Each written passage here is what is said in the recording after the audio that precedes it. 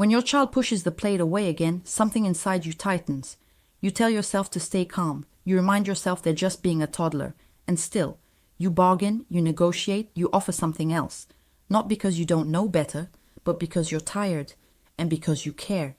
Most parents don't realize this, but these small moments at the table slowly turn into patterns. And patterns, not intentions, are what shape a child's behavior.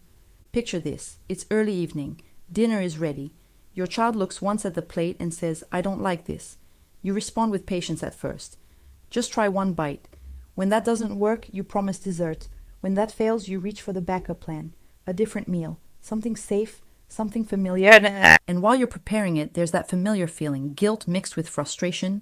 You wonder how something so basic became so hard. You wonder what you're doing wrong. Here's the truth most parents never hear. What you're doing out of love is unintentionally teaching your child to resist. Not because your child is manipulative, not because you're weak, but because the brain learns through repetition. When a child learns that refusal leads to negotiation, pressure, or replacement, refusal becomes a strategy. And once that loop forms, mealtimes stop being about food. They become about control. Let's slow down and talk about what's actually happening inside your child. First, there is biology. Young children are born with a natural fear of unfamiliar foods. Psychologists call this food neophobia. It's a survival mechanism. Thousands of years ago, this kept humans from eating something poisonous. Today, it shows up as "I don't like it," even when they've never tasted it. For an adult, hesitation around new food is mild. For a toddler, whose brain is still under construction, that hesitation is amplified. Their nervous system reacts fast. Their emotional brain fires before logic ever has a chance. Your child isn't being dramatic. Their brain is doing exactly what it was designed to do. Then comes the second force, autonomy. Humans resist control, not just adults. Children too. Think about how you feel when someone pressures you. Even gentle pressure, even well-intentioned pressure. Your body tightens. Your appetite disappears. Your desire to cooperate drops. The same thing happens to your child. When you say just one more bite, their brain doesn't hear encouragement, it hears loss of control. And the more pressure they feel, the more their nervous system shifts into defense. Research consistently shows this. Pressure reduces intake, not increases it. And then there's the third piece, the one most parents overlook completely. Hunger. Not extreme hunger, not deprivation, but real appetite.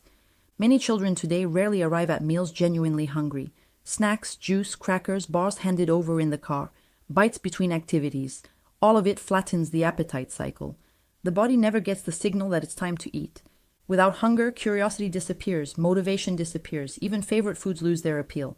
This is where many families feel stuck. They try to change what happens at the table, but the problem actually starts hours before dinner. In some cultures, parents understand this differently. There is a simple principle used in many households that radically reduces mealtime conflict. It's not strict, it's not punitive, and it's not about forcing children to eat. It's about structure. The principle is this: parents decide what food is offered, when it's offered, and where it's eaten. Children decide whether they eat and how much. This division of responsibility removes power struggles. It puts each person back in their proper role. There is one meal, no alternate options, no backup cooking. Not because children don't matter, but because predictability creates safety. When children know that the meal won't change based on protest, the protest loses its purpose. This isn't harshness, it's clarity. Now here's where many parents misunderstand this approach. Children are not forced to finish their plate.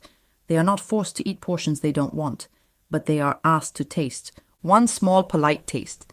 Not to prove obedience, but to build familiarity. The language matters. You don't have to like it, you just need to taste it so your tongue can learn.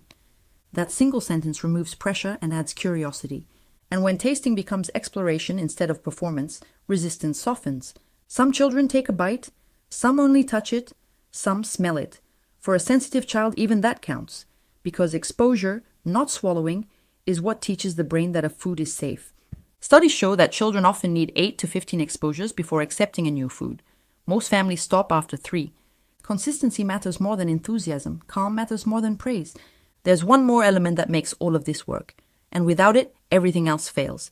The hunger window. Children need a clear space between snacks and meals. A predictable rhythm. When food is always available, appetite never has a chance to build. This doesn't mean ignoring hunger cues. It means organizing them. A structured snack earlier in the afternoon, then nothing but water until dinner. No last-minute bites. No juice right before sitting down. When a child arrives at the table with real appetite, something shifts. Their body becomes more open. their resistance lowers, their curiosity returns. Hunger isn't the enemy, it's the invitation. Now let's talk about what this looks like in real life. You serve one balanced meal. You include variety. And you make sure there is at least one food you know your child feels safe eating. This lowers anxiety for both of you. You ask for one taste, you wait calmly, you don't hover, you don't count bites. After that, your child chooses what to eat from what's available. You don't comment on how much they eat. You don't praise or criticize. You trust their body. If they eat little, the next meal comes at the next scheduled time. No emergency snacks. No lectures.